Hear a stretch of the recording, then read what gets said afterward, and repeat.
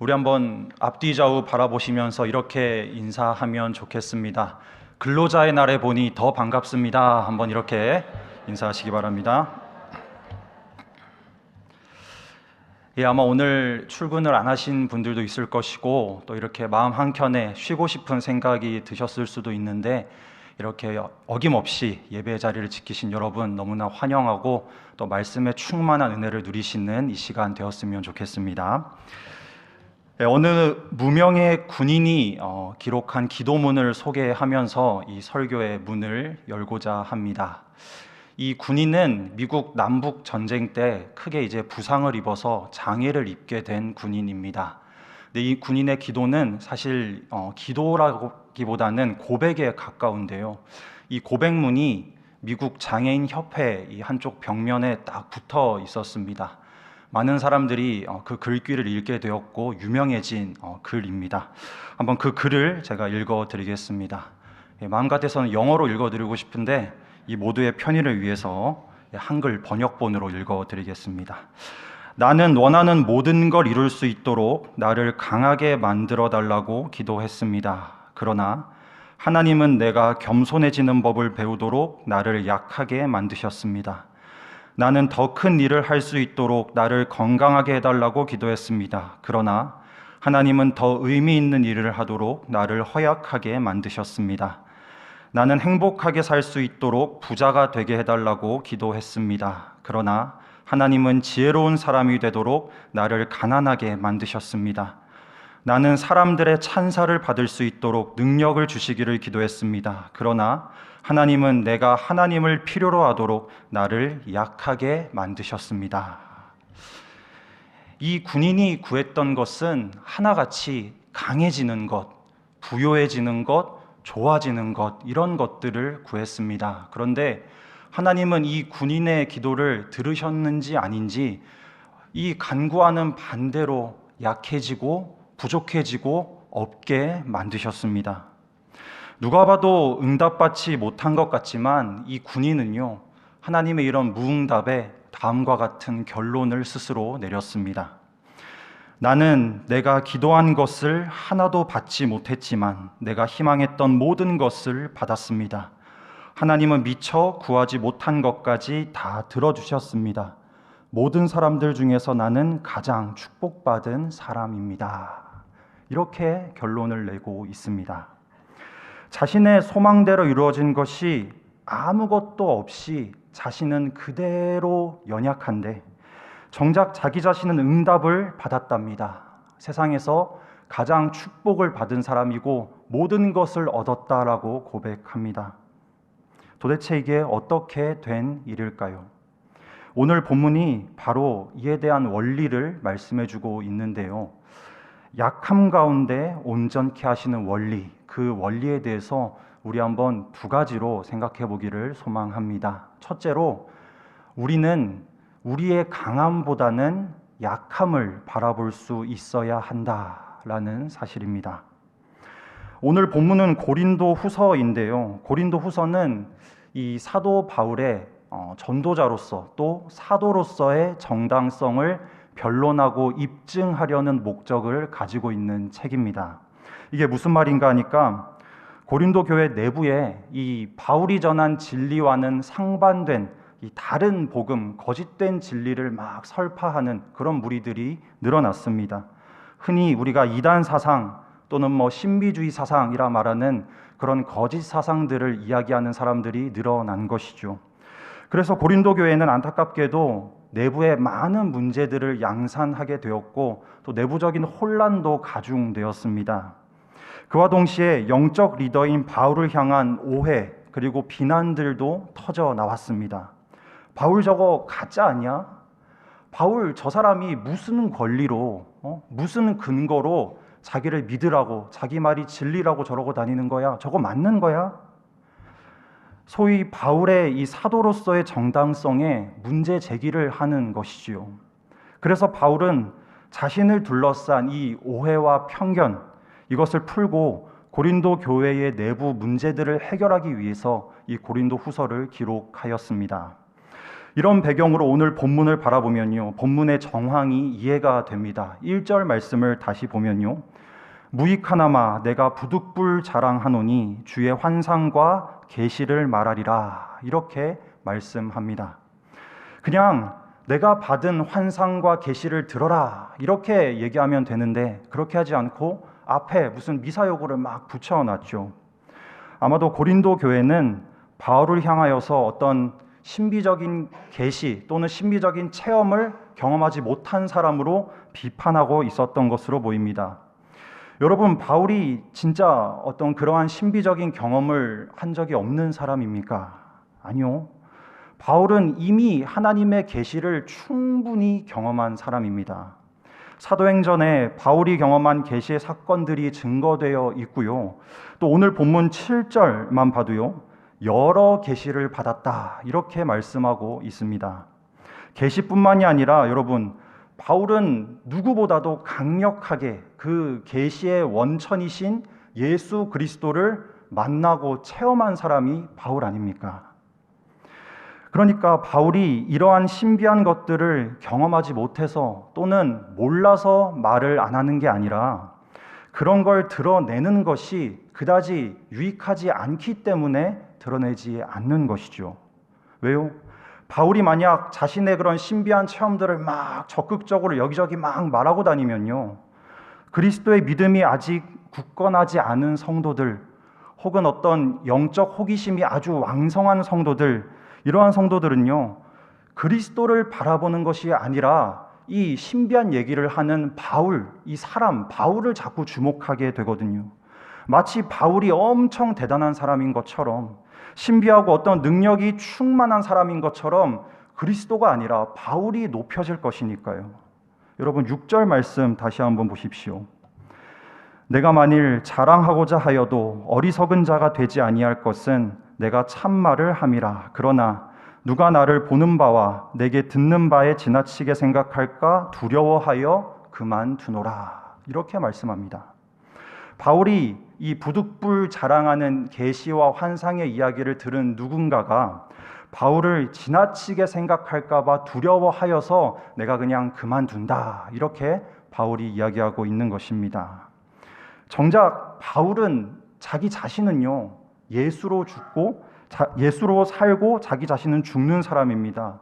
자기의 일평생 소원은 자기 자신을 드러내는 게 아니라 자기 안에 있는 예수 그리스도를 온 세상에 드러내는 게 일생의 소원인 사람이 바울입니다. 그런데 이런 자랑 때문에 정작 주변 사람들이 예수 그리스도는 바라보지 못하고 자기 자신만 바라보게 된다면 전혀 이것은 의미가 없는 일이 되는 것이죠. 그러니 자신이 경험한 신비한 체험, 그런 거 드러내는 것을 조심스러워하는 것이 바로 바울이었습니다. 근데 웬 이상한 무리들이 이 고린도 교회에 침투하더니 자신들이 경험한 신비한 체험들을 막 늘어놓습니다. 그러면서 그 체험들을 통해 자신의 영적 권위를 막 높여가려고 합니다. 그리고 실제로 영적 리더였던 바울을 향하여서는 저자는 신비한 체험도 하지 못한 자다, 능력 없는 자다라고 하면서 이 바울의 사도로서의 정당성을 처참히 짓밟습니다. 그래서 바울이 이야기합니다. 무익하나마 내가 부득불 이야기한다. 내가 본 주의 환상과 계시의 이야기다 하면서 자신이 경험한 신비한 계시의 말씀들을 쭉 풀어가는 것이죠. 이어지는 2절부터는 바울이 자신의 이야기를 하면서도요, 마치 남 이야기를 하듯이 3인칭으로 쭉 이야기를 하고 있습니다. 이것 또한 자기 자신이 드러나서 어떤 높임을 받을까 봐 아주 조심하는 바울의 모습이죠. 2절 상반절 말씀해 보면 내가 그리스도 안에 있는 한 사람을 아노니 그는 14년 전에 셋째 하늘에 이끌려간 자라. 지금 말씀을 보시면 내가 하늘에 이끌려가더라 하면 되는데 그렇게 안 하고요, 내가 한 사람을 아는데 그는 14년 전에 셋째 하늘에 이끌려간 자다, 이렇게 이야기하죠. 여기서 그라고 지칭되는 사람이 전부 바울입니다. 지금 바울이 이야기하고 있는 이 계시의 내용 자체는 오늘 본문을 묵상하는데 큰 주안점은 아닙니다. 바울이 14년 전에 셋째 하늘에 이끌려갔는데 거기서 되게 신비한 이야기들을 들었다 하는 그런 내용입니다. 여기서 이제 셋째 하늘이다라는 것은 학자들마다 견해가 좀 다릅니다. 뭐 어떤 학자는 이 유대주의 전통 사상에 내려오는 7개 하늘 중에 세 번째 하늘이다, 뭐 이렇게 얘기하는 사람도 있고요. 또 어떤 학자는 하늘은 이 세 가지가 있는데, 첫째 하늘이 우리가 눈으로 보는 하늘, 그리고 둘째 하늘이 우주, 그리고 셋째 하늘이 천국. 그래서 이 셋째 하늘은 지금 바울이 천국으로 이끌려간 것을 설명한 거다, 뭐 이렇게 보는 학자도 있습니다. 뭐 좌우지간 이게 어떤 하늘이든 간에요, 4절에 보면 그가 낙원으로 이끌려갔다 이렇게 되어 있으니까 그냥 셋째 하늘은 낙원으로 이끌려가는 그런 하늘이구나 생각하고 넘어가면 되는 것이죠. 이렇게 바울은 하나님이 주신 환상 가운데 놀라운 것들을 경험했습니다. 바울에게 있어서 이러한 경험은요, 특별한 일이었습니다. 아주 큰 일이었죠. 그래서 7절에도 기록합니다. 여러 계시를 받은 것이 지극히 크다 이렇게 이야기를 합니다. 여러분, 그렇지 않겠습니까? 여러분이 한번 지금 요 놀라운 일을 겪은 게 바울이 아니라 여러분 자신이다 한번 이렇게 생각해 보십시오. 하나님의 환상과 계시가 막 나한테 임하고요, 남들은 잘 겪지 못하는 신비한 일들, 하나님으로부터 오는 신비한 일들을 나는 계속해서 겪는다 생각해 보십시오. 그것이 얼마나 크게 나에게 다가오겠습니까? 그런데 바로 여기에 아주 큰 위험이 도사리고 있습니다. 이러한 특별한 은혜들을 지속적으로 경험하다 보면요, 그러한 큰 은혜를 경험하는 사람은요, 자칫 잘못하면 교만해지기 십상입니다. 다른 어떤 인간이 베푸는 특별한 은혜를 경험하는 것도 아니고 하늘에 계신 하나님께서 인간에게 베푸시는 그러한 놀라운 말로 표현 다 못할 은혜들을 계속 경험하니까요, 어깨가 얼마나 올라가겠습니까?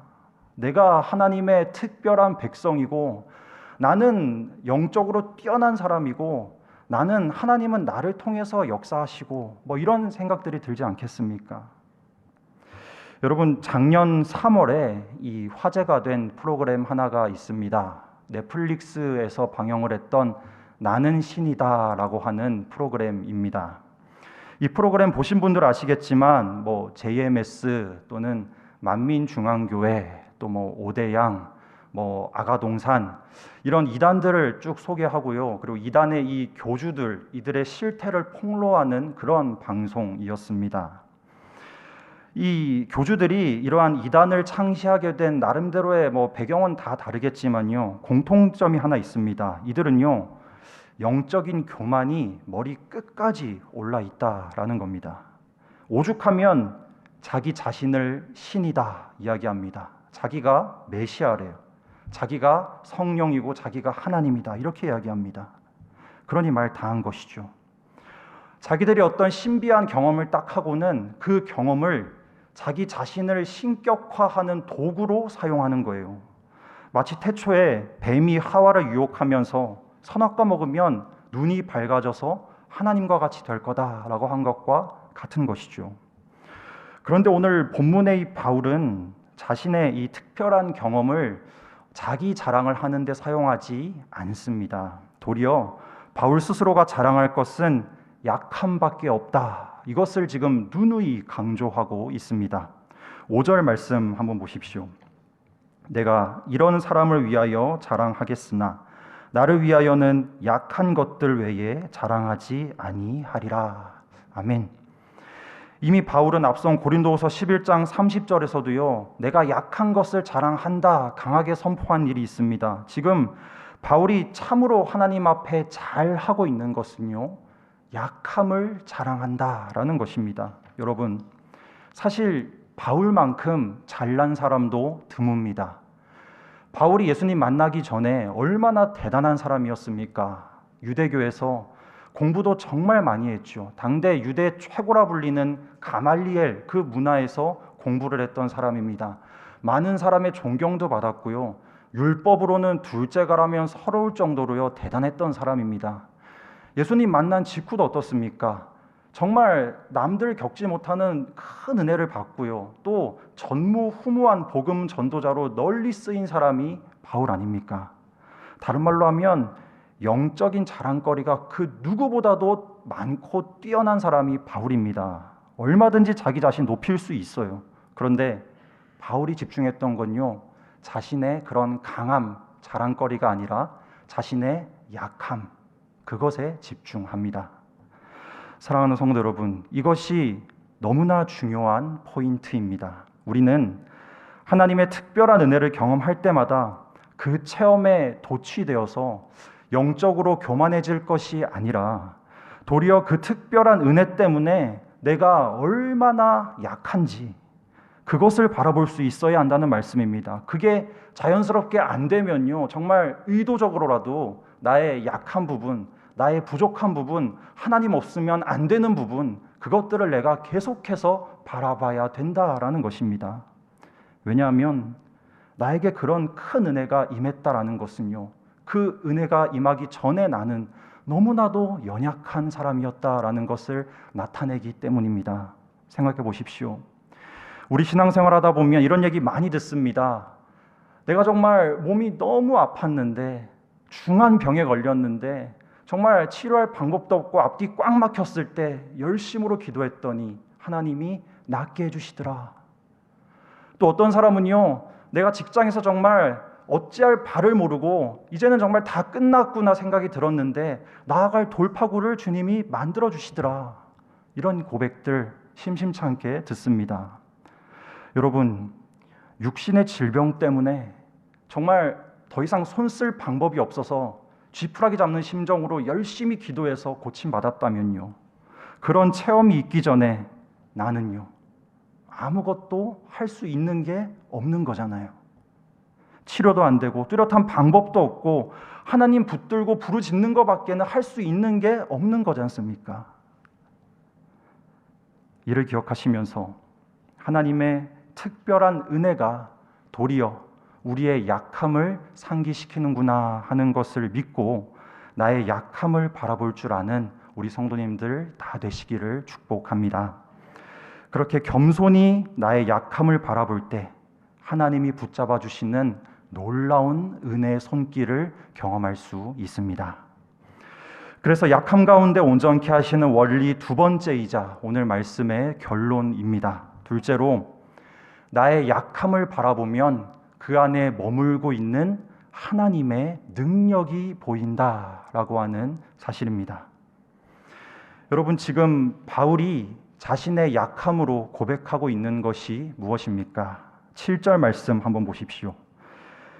여러 계시를 받은 것이 지극히 크므로 너무 자만하지 않게 하시려고 내 육체의 가시 곧 사탄의 사자를 주셨으니 이는 나를 쳐서 너무 자만하지 않게 하려 하심이라. 이렇게 고백합니다. 하나님은 바울에게 육체의 가시라고 하는 약함을 주셨습니다. 육체의 가시라는 말 뒤에 사탄의 사자다라는 말이 있어서요, 이 육체의 가시를 영적인 어떤 의미로 해석하기도 하는데 저는 그렇게 생각하지 않습니다. 육체의 가시는 그냥 바울이 처한 육체적인 질병, 그것을 뜻하는 것입니다. 하나님은 이 육체의 가시로 바울을 괴롭게 하셨습니다. 바울은 그러한 육체의 괴로움이 자신을 자만하지 않게 하시려는 하나님의 뜻으로 알았습니다. 근데 그 육체의 가시는 사탄의 사자라 표현될 만큼 바울을 막 너무나도 힘들게 하고 괴롭게 하는 그런 것이었습니다. 그래서 하나님께 열렬히 부르짖습니다. 육체의 가시가 떠나가게 하여 주시옵소서, 떠나가게 하여 주시옵소서, 떠나가게 하여 주시옵소서. 8절 말씀대로 무려 3번이나 하나님께 부르짖습니다. 그런데 하나님이 그러한 바울의 간구를 들어주지 아니하십니다. 대신에 아주 중요한 핵심을 말씀해 주십니다. 9절 상반절 말씀입니다. 나에게 이르시기를 내 은혜가 네게 족하도다. 이는 내 능력이 약한 데서 온전하여짐이라 하신지라. 아멘. 여기서 하나님의 능력이 약한 데서 온전하여짐이라 라고 하니까 마치 하나님의 능력이 원래는 온전하지 못한데 이제 온전해졌다, 뭐 이런 의미처럼 이해될 수도 있는데요. 여러분, 우리가 아는 바와 같이 하나님의 능력은 태초부터, 처음부터 온전한 능력입니다. 하나님께서 말씀으로 온 세상 만물 창조하셨던 그 시간부터 하나님의 능력은 언제나 온전합니다. 그러므로 본문에 온전해진다라는 말씀은 하나님의 이 능력이 불온전해서 온전해진다, 그런 의미가 아니라 원래부터 온전하신 하나님의 능력이 약함을 통해 나타난다, 약함을 통해 완전히 드러난다, 이렇게 이해하는 것이 바람직합니다. 생각해 보십시오. 바울은 자신의 육체 가시로 인해 너무나 괴로워서 하나님께 무려 3번이나 부르짖은 거 아니겠습니까? 자신에게 특별한 계시와 환상을 경험케 하신 하나님이 이러한 자신의 부르짖음에도 어떤 특별한 능력으로 임하여 주심을 바랬을지도 모르겠습니다. 그런데 하나님은 들어주지 않으십니다. 오히려 말씀하시죠. 바울아, 내 병이 깨끗이 치료되는 게 너에게 베풀 은혜가 아니라 이미 내 은혜는 너에게 임하였다. 왜냐하면 나의 능력은 너의 약함을 강함으로 바꾸는 것에 있지 않다. 너의 약함 가운데 나의 능력이 온전히 드러나는 것에 그 능력이 있다라고 말씀해 주시는 겁니다. 그래서 바울은 약함 중에 온전히 드러나는 하나님의 그 능력을 온몸으로 경험합니다. 그리고는 약함 자체가 은혜인 것을 깨달았습니다. 그리고 약함을 자랑하는 것에 그치지 않고요, 심지어 자신의 그 약함을 기뻐하기 시작합니다. 9절 후반부에 이처럼 고백하죠. 그러므로 도리어 크게 기뻐함으로 나의 여러 약한 것들에 대하여 자랑하리니 이는 그리스도의 능력이 내게 머물게 하려 함이라. 아멘. 여러분, 세상의 원리는요, 강해야 자랑거리입니다. 많이 가져야 행복한 겁니다. 남들보다 많이 누려야 좋은 겁니다.